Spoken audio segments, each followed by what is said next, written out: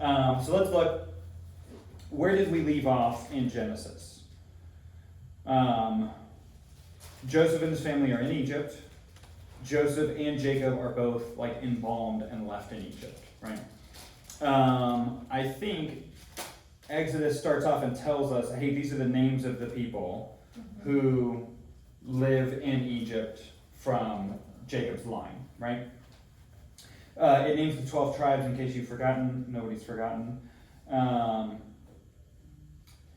And it kind of speeds through years of stuff that's going on here. In verse 7, the people of Israel were fruitful and increased greatly. They multiplied and grew exceedingly strong. What does this sound like? The commission that God gives both to Adam and to Noah, right? And Israel's doing it. That's what we're supposed to think. Oh, they're obeying the command from God to increase and multiply. But here's the rising tension in the plot. Now there arose a new king over Egypt who didn't know Joseph. Obviously, this doesn't mean like knew him, the man, because he's dead. It means like had no regard for him, right? They didn't care. He said to his people, there's too many Israelites. They're going to overrun us. Their worry is not that Israel will become too much for them to handle. Their issue is if, barbarians come in and attack Egypt, our millions of Israelites might side with them, and we've got an enemy inside the gate. That's the issue. Let's deal shrewdly with them so that they don't multiply. Therefore, he set taskmasters over them to afflict them with heavy burdens. They have work to do. They build store cities. But the more they were oppressed, the more they multiplied, and the more they spread abroad. I am not sure what it means, spread abroad. Maybe at this point they have jobs that they're supposed to do, but they're not enslaved, and they're allowed to leave. I'm not sure. But Egypt continues to get more and more ruthless and continues to restrict Israel's freedoms more and more. And how long does this happen for? 400 years, 430 years is in Exodus 12. Right. When God comes to Abraham, he tells Abraham this is what's going to happen, right? That the 400 years are going to happen. Imagine being a Jewish person born 200 years into 400 years of slavery, right? We know that they continue to be faithful. They continue to perform circumcision. They continue to follow the laws as they know them, the rules as set down. So there are faithful Jews, faithful Israelites, who are born as slaves, who live as slaves, and die as slaves. There's never any relief for them, right? And yet they remain faithful, and they teach their kids, and they teach their kids for generations. It is not always the case that people, individuals, get rescued, right? That seems to be what's going on here, at least. It's 400 years. The Bible would probably call it 10 generations, right, of oppression, where God is not intervening, at least on the level that the characters can see.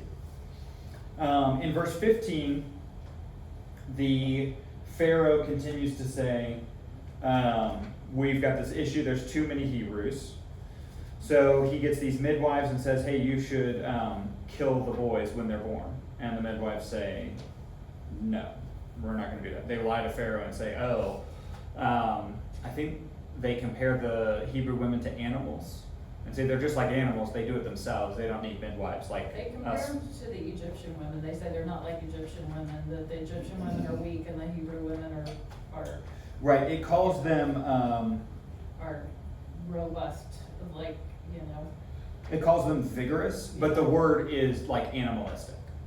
And that's what they're saying is like, they're not like you Egyptian nobles who it's this beautiful thing that you do giving birth and there's midwives helping you and whatever else.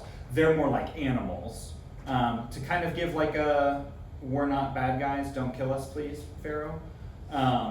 So they're like kind of making fun of the Hebrews, but they're doing it to save the children.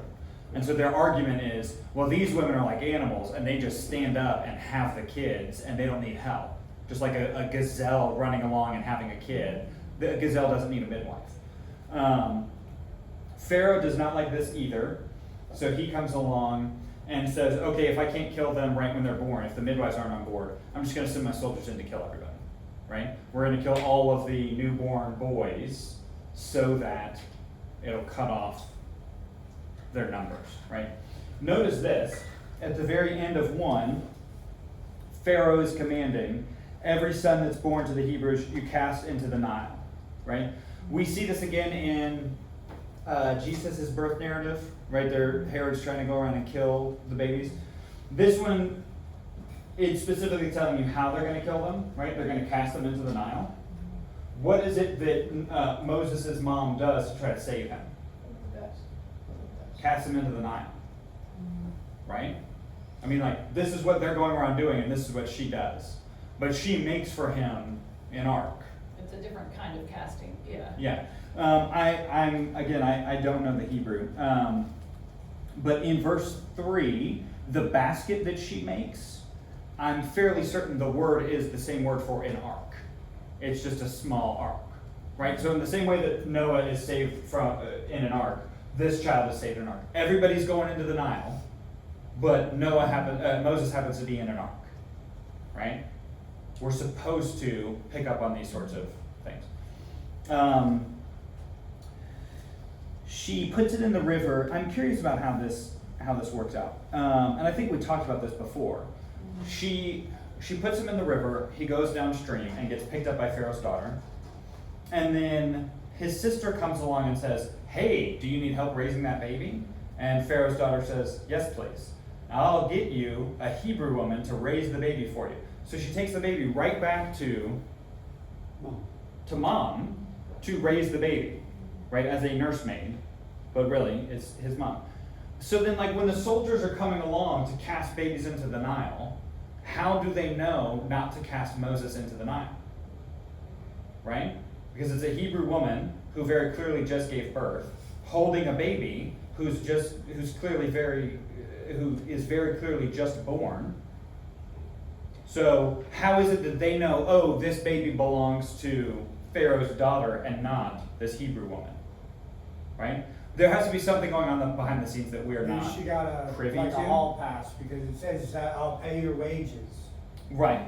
So it seems like Pharaoh's daughter gives them something that is not just money, because you would spend that and then not have the assurance, Yeah, there's some the safety. proximity or something that. And it's not like Pharaoh's daughter is like standing there and telling the soldiers to keep on moving, right? So she must give them some sort of signet, some sort of ring, or some sort of symbol, or a seal, something to prove that she is that she's protecting this child. She knows he's a Hebrew child, though. How does she know he's a Hebrew child? Well, he's circumcised. He's circumcised. He's a naked baby in a boat, and he's circumcised. Very clearly a Jewish kid. When he comes back and enters into Pharaoh's palace, it is not clear if they know he's a Jew or not. Right? Because, like, they're not checking. So Pharaoh's daughter has taken possession of him, and it's not clear if, like, Pharaoh knows that she's adopted a Jewish child. It seems like he wouldn't know that because he seems very opposed to Jewish men, right? He wants to kill them so they can't have more kids.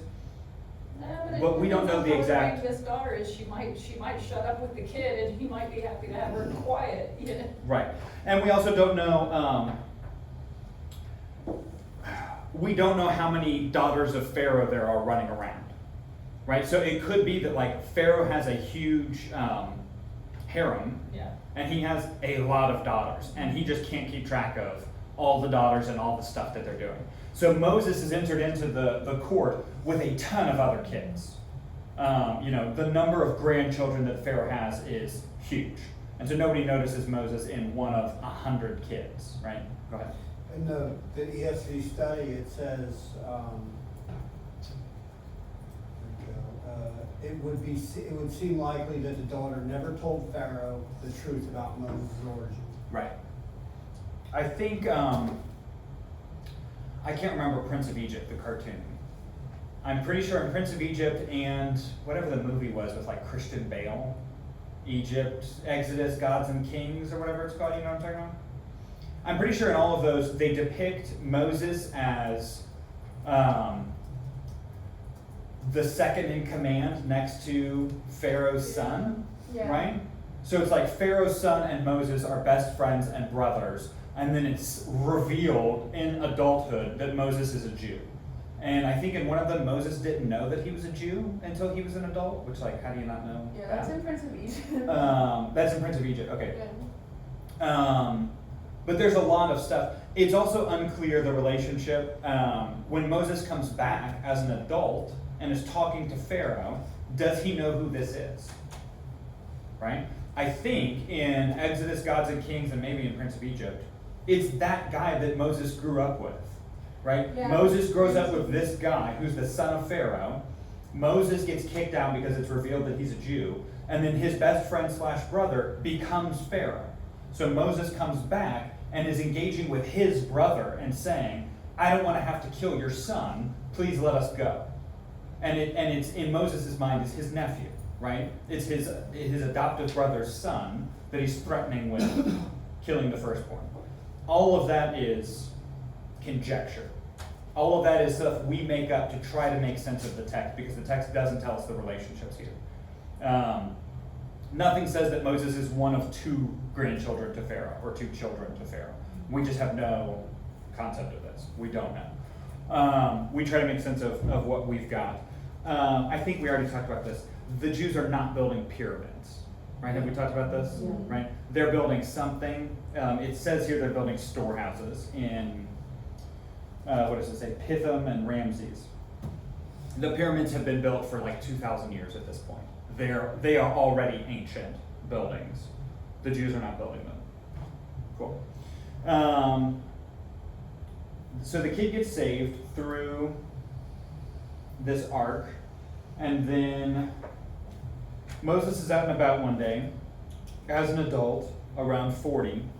He sees an Egyptian who is messing with a Hebrew. So Moses goes up and kills him, the Egyptian, thinking that nobody sees it. We don't really understand the motivation here of why he's doing this. It seems like he thinks it's wrong because he's like looking both ways before he kills the guy to make sure he doesn't get caught, and then he gets caught anyway. I'm curious about this in verse 14. Moses comes to try to intervene in 2 Hebrews that are fighting with each other, and the Hebrew says, who made you a prince and judge over us? And then the accusation, are you going to kill me like you killed the Egyptian? This is what causes Moses to flee. But this wording, who made you a prince and a judge over us? After Moses, they move into a time of leadership from judges. Right? Judges are the elected leaders, the chosen leaders, I guess designated by God to lead the Israelites. It seems like they have this system in mind already. And that's the question is, you seem to be trying to claim some sort of authority over us. Who has given you this authority? Right? Who made you a judge over us? We didn't elect you, and you're not showing us any evidence that God has appointed you. Right?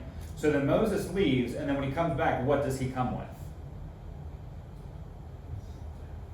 He comes with the evidence that God has selected him as a prince and a judge over Israel, right?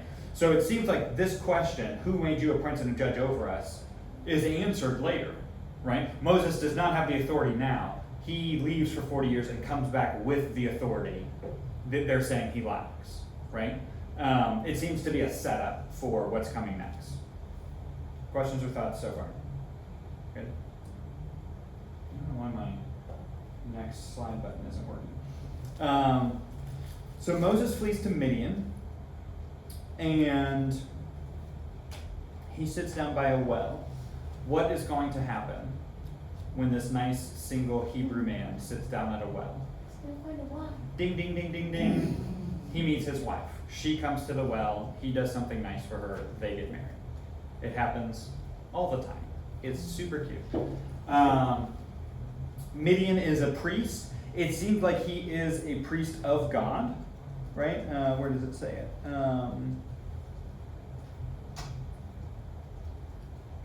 I thought it said priest of the Most High, but I don't see it right now. Anybody see it? It may be a reference to later. Maybe. Priest of Midian. Yep, I don't know. Anyway, Moses gets married to this, what's their family? Kenite? Verse 16, is that what you're talking about? It calls him a priest of Midian. But I thought it called him like a priest of God. Or a priest of the Most High God, or something like that. Indicating that he was not just like a priest of like a local family tribe, a tribal religion, but somehow related to the God I of think Abraham. there's something in there, it may be in the story where he comes and brings Zipporah and Gershom and Eliezer to Moses' Yeah. hosts. In chapter 3, it calls him Jethro. In chapter 2, it calls him Reuel. Reuel means friend of God. So it seems like he's a priest in a positive light, not like the magicians in Egypt. It seems like him being designated as a priest is a positive thing. He's got a lot of names. I think the Bible has like 3 different names for Moses' father-in-law. It's unclear. It's unclear why. It might be that Jethro is his first name and Reuel is his last name, like his surname. We don't know. These are things that like the Bible doesn't care, and so it doesn't tell us the answers. It just tells us how it is. So he meets his wife. He gets married. A lot of time passes, right? 40 years pass between what we just read and what comes next, with him coming back into Egypt. Right? At the end of verse 2, it sets up, God hears the groaning of the Israelites. God remembered his covenant with Abraham and Isaac and Jacob, and God saw the people of Israel, and God knew. What does all of this mean? This is like God's appointed time to, like he promised to come take the Israelites out of Egypt.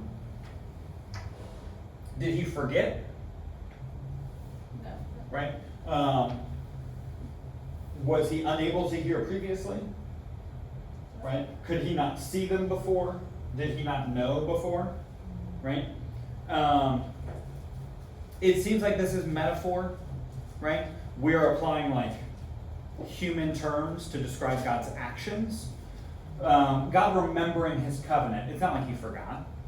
It's that he is now deciding to act upon it, right? And we would say that means he remembered it, but it's not like he had forgotten about it and then, oh yeah, shoot, I was supposed to do something. I forgot. Now, 400 years later, I'm going to move into action, right? It's not like he has this epiphany and remembers. Good? It uses this terminology frequently. But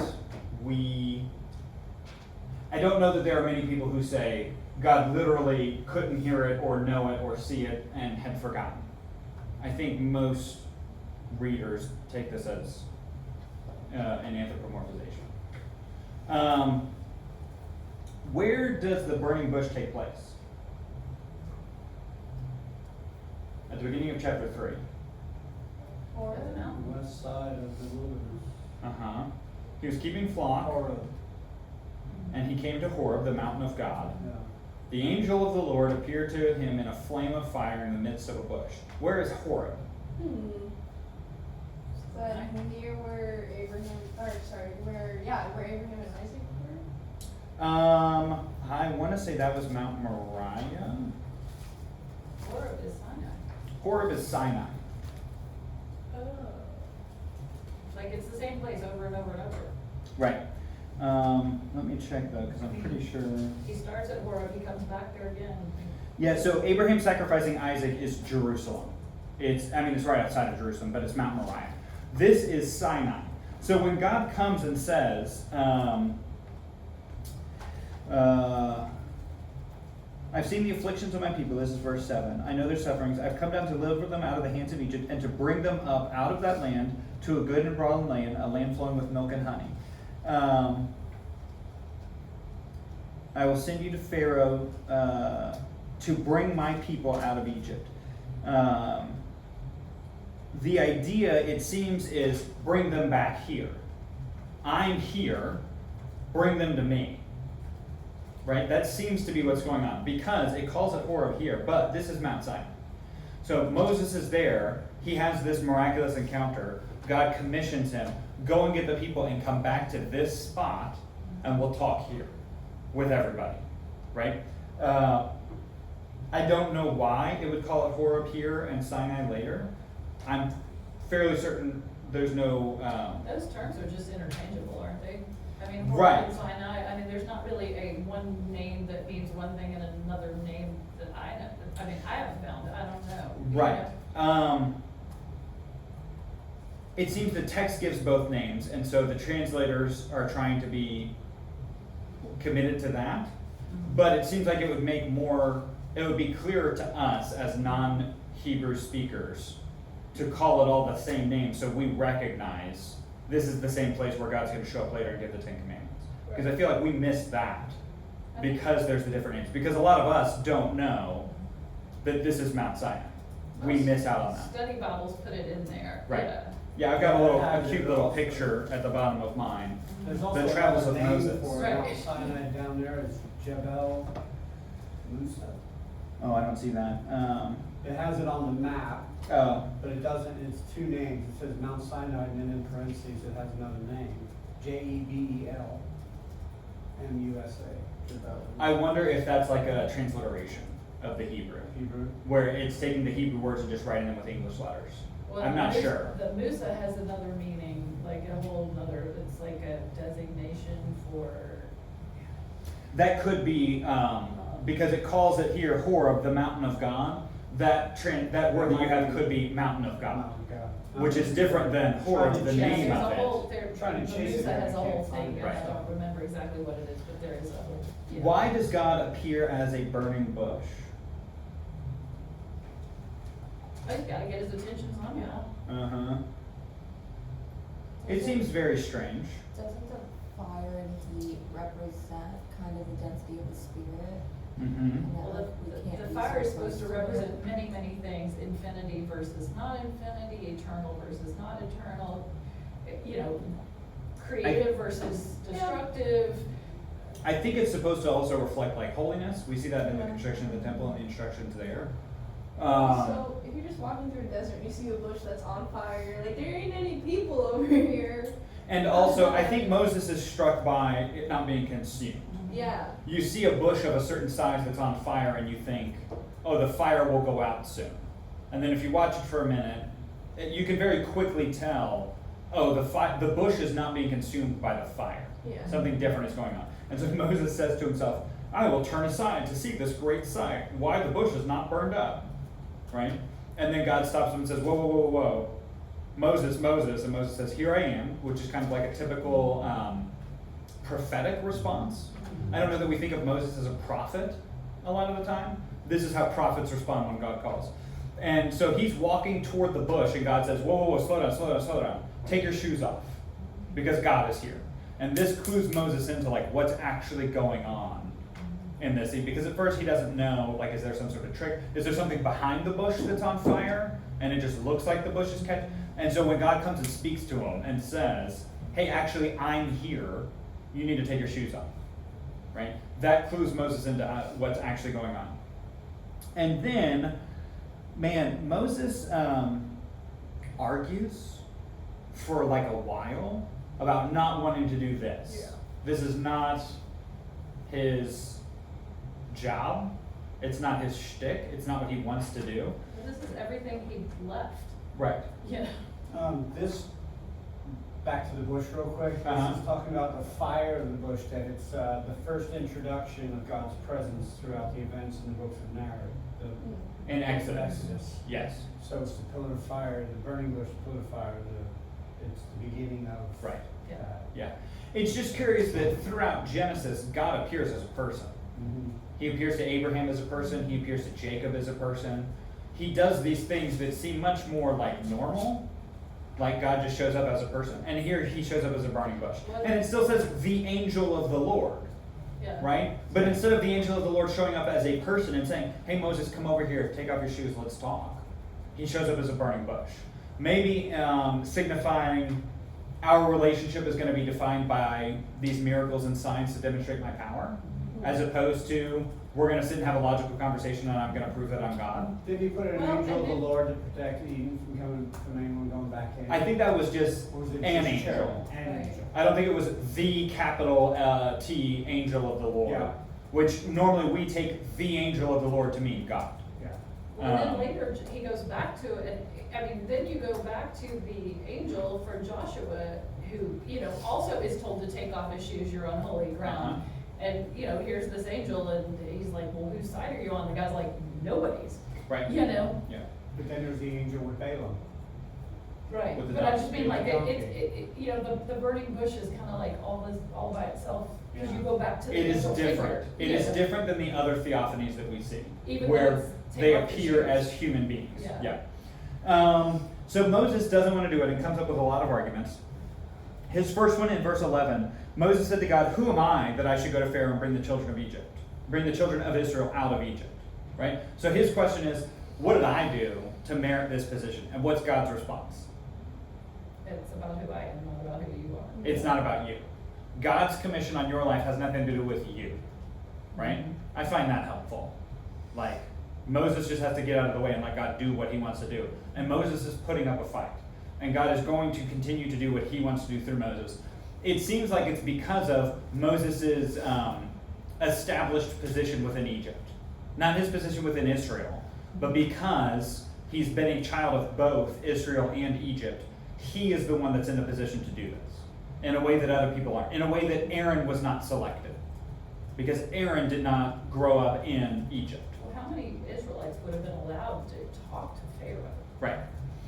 I mean, he's probably the only one. So, 14, Moses is saying, okay, but if I do come to Israel, what proof do I have? How do I demonstrate that I'm coming from you? Who are you? What all we've ever called you for 400 years is the God of Abraham and Isaac and Jacob. So God reveals to him, I am who I am. This is Yahweh, right? This is, we generally translate it, I am. I'm sure we've all heard the argument of like, God cannot be defined by anything other than himself. And so his name is a reflection of that, the self-identification. His personality is wrapped up in his character, is wrapped up in himself. It's all the same and they can't be divorced from each other. Like you could say, oh, so-and-so is a very charitable person. But that means that you could divorce that person from their charity, right? God can't be divorced from his own character. And so he's naming himself in a way that's defined by his own character, right? I think we've all heard this sort of argument before.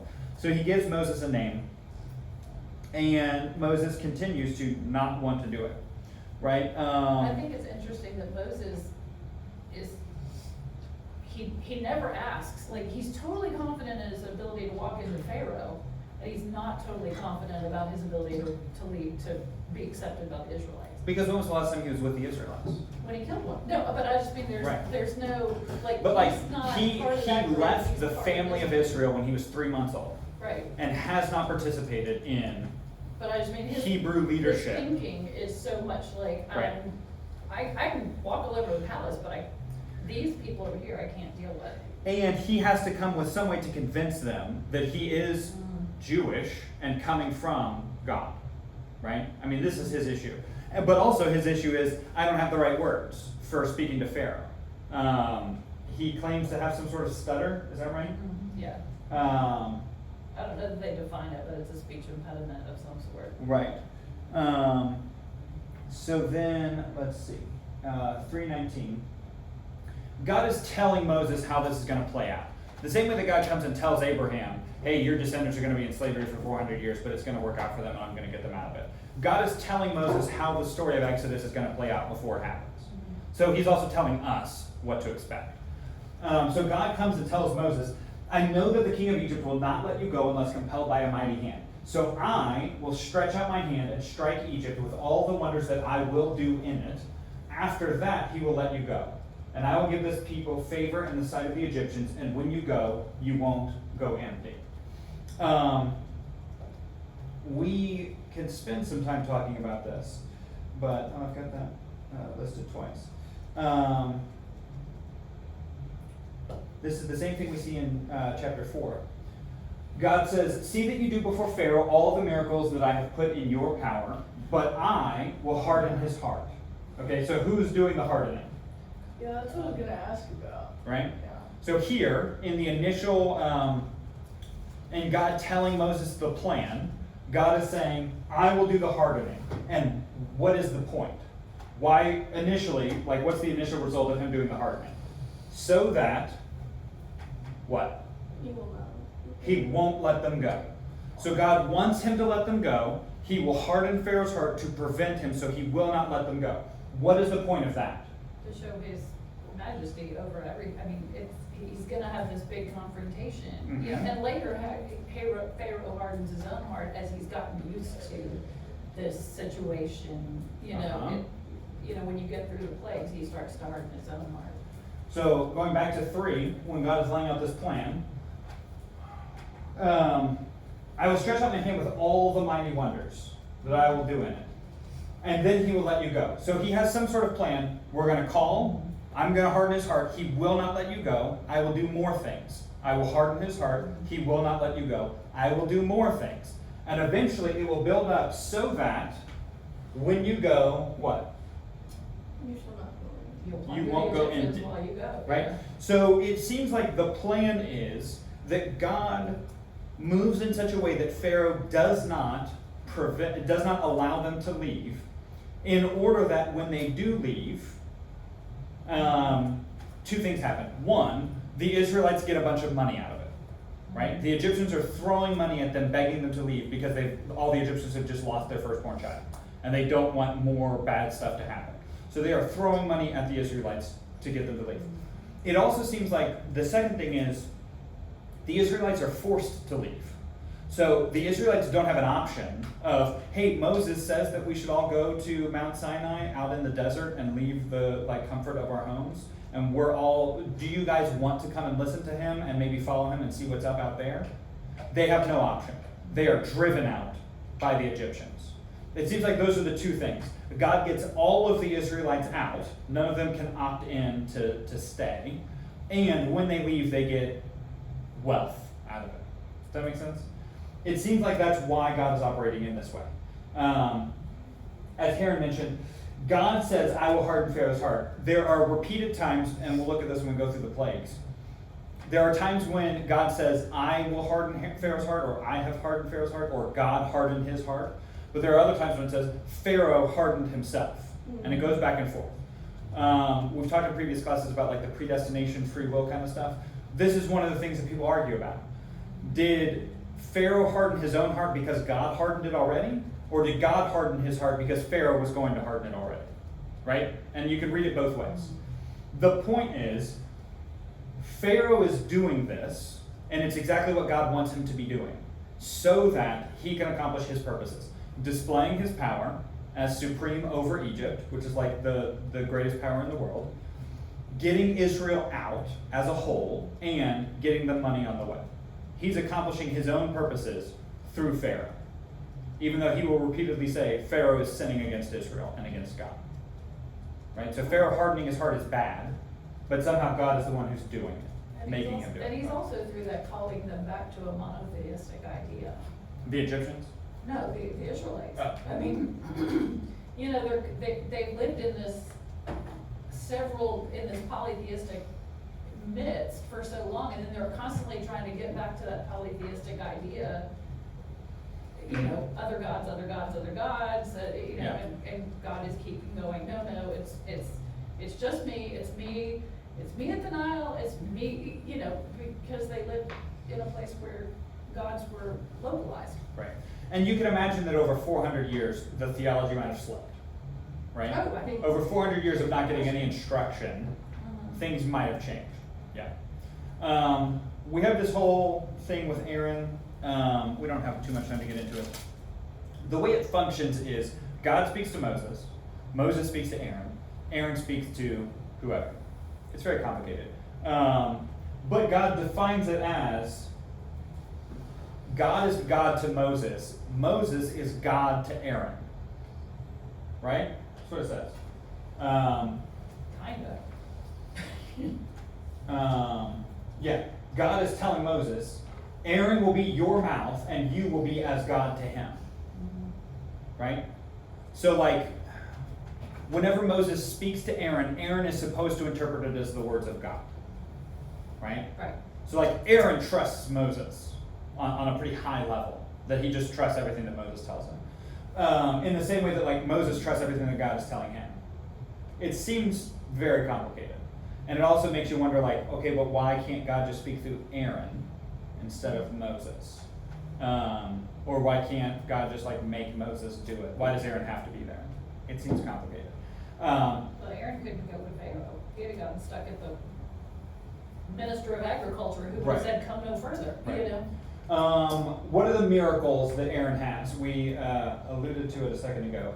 God is telling Moses, see that you do before Pharaoh all the miracles that I put in your power. What does he have at his power? Staff. Staff that turns into a snake. His hand, he can do like a magic trick. He puts it in his robe and pulls it out and it's leprous. Doesn't seem like a great trick. Like, ooh, don't let me touch you. I don't know what the point is Yeah. besides just being able to do it. And then what's the third one? Put some blood on the ground. He can take a cup of water and turn it into blood. Yeah. And it seems like God is not actively performing the miracle every time it happens. He's given Moses the power to perform the miracle whenever he wants to, right? And I guess Moses gives Aaron the power. So it's not like either one of them has to stop and pray and say, God, please turn this staff into a serpent. Hope it works, right? God has granted them the power so that anytime they do it, they can change it into a serpent, right? You see the difference? It seems like that's the way that God is operating here. Where God is imbuing them with certain abilities, certain like magical powers, and then they are negotiating with Pharaoh, equipped with what God has given them, right? A little different than what we picture in the New Testament, right? What we picture in the New Testament is a little more, Jesus is the one who's doing all of these things, and we're going to pray that he does them. This seems much more, no, Moses has learned some magic tricks from God and can do them on demand, right? A little different. Let's move forward because we've got to get through 10 plagues in 10 minutes. So, Moses initially comes before he does any of the plagues and says, hey Pharaoh, remember me. All of the people, all of your slaves need to go 3 days journey and worship God, and then we'll come back and everything will be fine. And if we don't, we think that God will kill us all, and then you won't have your workforce anymore. It seems logical. Pharaoh takes it to mean you guys are bored and you're not working hard enough, and so I need to give you more work to do because you have too much time on your hands. You know, you're thinking religious thoughts, and only people who are at leisure have time to think religious thoughts. So Pharaoh oppresses the people more, takes away their straw. We're familiar with the stories. It seems like Pharaoh is doing this tactically to get the people of Israel against Moses, which works, right? The people come to Moses and say, hey, could you stop and not do this? Because it is not working, and we don't believe you, and we don't want any part of this. We're not on board with whatever you're doing, and now we've got more work to do. So then Moses goes and complains to God. And it's interesting how Moses says it. And I don't think we should take this as true so much as like this is Moses' complaint. Moses comes to God and says, why have you done evil to Israel? Right? So I don't think we should take this to mean like God has done evil. I think this is Moses complaining in a way that's probably not theologically accurate. Why have you done this evil? Why did you even send me? Since I went and did this and talked to Pharaoh, he has done evil to his people, and you've not delivered them at all. So you haven't done any of your promises. Now the people are all mad at me, and it would have been better for everybody if I hadn't done any of this. So what is going on, right? What's the point here?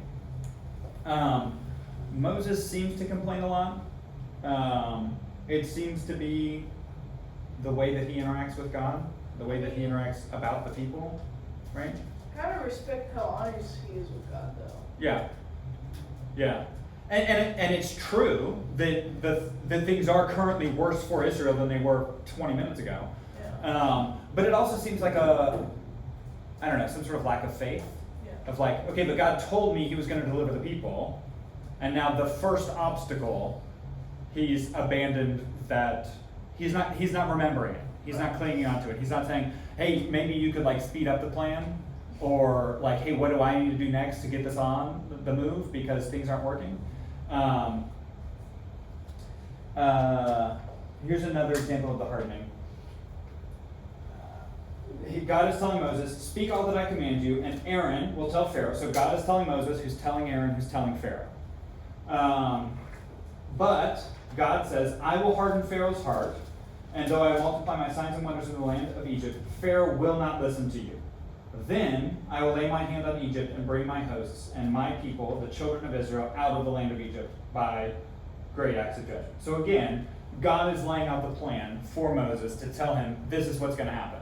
And then right when the plan starts, Moses forgets about it, I guess. I feel like all of the plagues, we've seen the movies and we've read the stories and we're familiar with how they all work. I don't remember if it was our textbook or another one that I was reading pointed out, parting of the Red Sea is really a miracle, right? And it crushes all of the Egyptians. But it's interesting that it's not really counted as like a plague. I think they were arguing that 2 of these plagues were combined, and the parting of the sea was the 10th plague, or the 10th miracle, or however you phrase it. Because this really does wipe out Egypt, right? I mean, the king and all of his followers get in the water and then drown. This seems just as significant as the death of the firstborn in terms of devastation to Egypt. I think in some movies and ways that they do it, they have like this one actually kind of causes this one, which kind of causes this one, you know what I'm talking about? Like all the frogs die, and that's what brings about the gnats and the yeah, flies. there's a You know whole what I'm talking about? interpretation that the blood in the water makes the frogs come out too early because Right. they would be spawning in the water, but Right. the blood makes them come out on the land, so then And then they they die, and then the that gnats come causes out. anthrax, and the gnats carry the anthrax to the To the livestock. boils and Yeah. It all starts with It alpha all blood. kind of, yeah. I think that's nice. I think that might make a movie make more sense to us. That is not at all the intent of the text.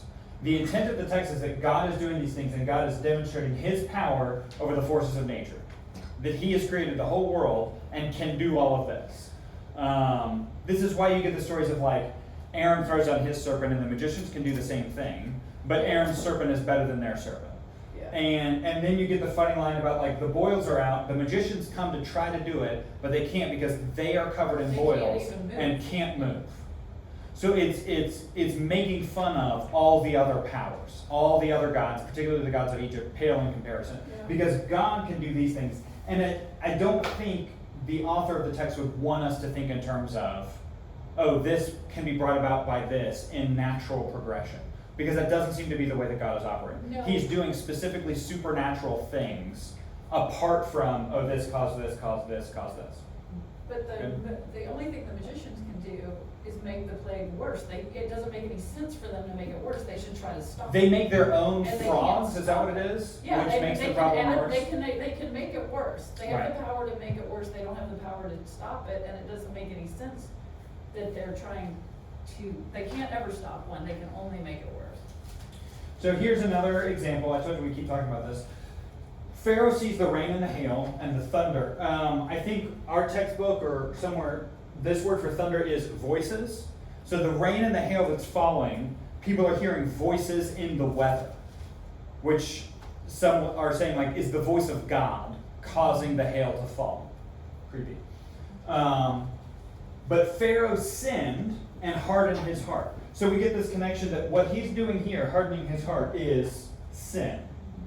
He and all of his servants are sinning against God by hardening their heart. But then, again, right after, so it wants us to hold these things in tension. Right after it says that Pharaoh is sinning by hardening his heart and his servants' hearts, the Lord says, I have hardened his heart and the heart of his servants. Right? So God is hardening the hearts. God is taking credit for hardening the hearts. Pharaoh is hardening his own heart, and it's counted as sin. And it's not that the author is saying contradictory things and doesn't realize it. The author is saying two things that he thinks are true and making us hold them in tension. Somehow, God is doing this and hardening hearts, but for Pharaoh it counts as sin. Yeah. Right? And we're just supposed to hold that in tension. It puts the verses next to each other to force us to hold them in tension. It's not like one is over here and one is over here and oh, maybe it's a contradiction. It puts them next to each other for the specific purpose of making us hold them in tension. However we ration that out, right? And then again, what's the point? God says he's doing this, hardening the heart of Pharaoh and all of his servants. And here's the point. So that I may show these signs of mine among them. I can't do these plagues if they let you go. So I want to perform more signs, so I need hardened hearts. And what's the second point? That you can tell this in the hearing of your children and your grandchildren, how I dealt harshly with the Egyptians and the signs that I did among them, and that you may know that I'm the Lord. So I'm gonna display my power over Egypt. I'm gonna display my power to you so that you know I'm God. And I'm gonna give you stories to tell your children and grandchildren so they continue to believe. And I can't do any of that if Pharaoh lets you go. So Pharaoh is sinning, and it is exactly what God needs him to be doing in order to accomplish his purposes. Right? And we're just supposed to hold that in tension. It does not give us a resolution for how to work that out theologically. Go ahead. I don't really know. So does that mean like whenever God hardened Pharaoh's heart, it wasn't sinning? It was only considered sinning when he hardened his own heart? Because there's a couple instances where God is the one that, I guess, like predestines, to use that rightly, I guess, for somebody to do something according for his plan to fall the way it's supposed to. So the example that I look at is Darius, if you feel fancy. He is commissioned and called by God to go and punish Israel for their sin. He is doing exactly what God wants him to do, and then after he does it, God punishes him. Because what he did was sin. Because he killed Israelites, and God has protected them. Right? So he does what God needs him to do, not because he's like, God tells him to do it and he's faithful to God. God raised him up for the purpose of disciplining Israel, and then Darius is punished for his actions, even though it was what God wanted him to do. So again, it's this tightrope of God is doing this thing, Pharaoh is sinning, God is not sinning by doing it. I think the biblical authors of Old and New Testament would say God is not complicit in the sin, he's not causing the sin, he is not sinning, but somehow he is sovereign over it, he is in control, he is, some people might say like he's looking forward in the future and seeing that Pharaoh's going to do this and then playing off of that. I don't really see like foresight into it so much as God doing it now. Well, but you do have the incidents where, like I think it's with the livestock, Pharaoh, you see the sign of him weakening, like he kind of asks his people, like, did all their livestock really not die? Right. Like he's even kind of going, is this God really that big? Right. And then he hardened his own. And then he goes, then no, God I'm hardened his not heart buying again. that. Yeah. It seems like the action is sin, even if the action is what God wants him to do. And probably want is not the best word there, because God doesn't want any of us to sin. But it seems like the sin is part of God's plan, his intent, his design to orchestrate how Israel's getting out of here. And so even though God is up here and is not sinning and is not getting his hands dirty and is not operating at that level, I think the way we would say it in like Pauline terms, Pharaoh is doing exactly what God wants him to do, and what he's doing is sin, and Pharaoh is held accountable for it. Pharaoh is going to die because of his sin, right? Even though God is also at work hardening his heart. I think some people will say, well, Pharaoh hardened his own heart first, and then God hardened it further. So that it's Pharaoh doing the initial thing, and then reaping the consequences of his own decision. I don't know that the text gives us a chronological, Pharaoh made this choice, and therefore God responded in this way. Yeah, part of me wonders if this is also like anthropomorphism of like like God saying like I have hardened his heart. But another way to think about it is like God knows the intentions of everyone's heart, and so in some weird way it all like works together where it's like yeah, God hardened his heart, but Pharaoh also hardened his own heart, and like blah blah blah, all those things, and also God can allow like people to harden like their own hearts, and it maybe he's saying like I have hardened his heart, or the heart of his servants is in being like because of these things that I'm doing, they're like hardening their hearts against me. Maybe that's how he hardened their hearts through the miracles or something. He says the same thing one more time because I know we're running out of time. I will harden Pharaoh's heart; he will pursue them. So they're on their way out, right? We've done Passover at this point. They're running away, and God is saying again, I will harden Pharaoh's heart. So Pharaoh has softened his heart and let the people go, and then God is saying, but I'm going to harden his heart again, so that he will follow Israel. And then what's God going to do? I will get glory over Pharaoh and all of his hosts, and then the Egyptians shall know that I'm the Lord. So it seems like in this, God is saying, I'm not just going to let Pharaoh soften his heart and let you guys go and then him chill out. I'm going to harden his heart so that he will pursue and I can wipe him out. It seems like that's the plan, at least at this point, before it actually happens. So that Pharaoh and all of his hosts, this is his army, go into the water to pursue Israel, and then they die. That seems to be what God is saying is going to happen here. And the reason is so that the Egyptians will know that I'm the Lord. Right? This, I think, is why people say, well, maybe the crossing of the Red Sea can be the 10th plague or the 11th plague. Is because it serves the same purpose of revealing to the Egyptians that God is God. That he has the power over Egypt and not Pharaoh or Pharaoh's gods. Right? Questions on this? This seems to be the hardening of the heart and everything is complicated, and it kind of doesn't give us a resolution. Paul picks up on this in Romans and doesn't give a resolution to this, right? He talks about it for his own purposes. But this will kind of go away on Tuesday when we're reading the rest of Exodus. This issue of the hardening won't be as much of a, this is just for the Exodus proper getting out of Egypt stuff. After that, we have our own set of issues with Israel doing their sinning. Good? Any questions on any of this? Do we know for sure, do we know for sure if Pharaoh dies in the Red Sea? Because it talks about Pharaoh and his army, but it really talks about the armies of Pharaoh. The armies of Pharaoh were killed. The armies of Pharaoh were this, and I'm kind of like, so is he, because he's considered a god, is he, got Secret Service and he's standing watching, kind of like Moses was watching the battle later? Did his Secret Service people push him over the side and say, no, you don't fight because you're a god, and if they killed a god, then we wouldn't be victorious? And it talks about Pharaoh and his army, but then it talks about the armies of Pharaoh later. Yeah. So I wasn't really sure if Pharaoh was included in that, or if it talks about, if it's just it's almost a fate worse than death for him to have to go back with his Secret Service and be like, they killed them all, they're all gone. Right. And now I'm still here as God to run your country, but Yeah, I guess I would assume Yeah. that Pharaoh is there, but I don't know that it says explicitly. In Yeah. the Prince of Egypt, not that is something we should be looking at, but I just know in the movie, Pharaoh lives, and he's crying on the edge of the sea or something. no, I haven't seen the movie. This is a text question. I haven't seen any of those movies. Yeah, I'm trying to see in Moses' song if he says something about it.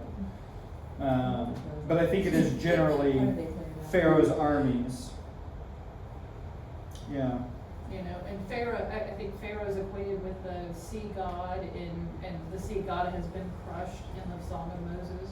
Yeah, I don't see anything explicitly that says anything about Pharaoh, but we also Okay. don't see Pharaoh pop up anymore. No. Right, they're on the other side of the water, and that's done now. So we don't know. I just didn't know. I didn't know. We will finish with Exodus on Tuesday. Good?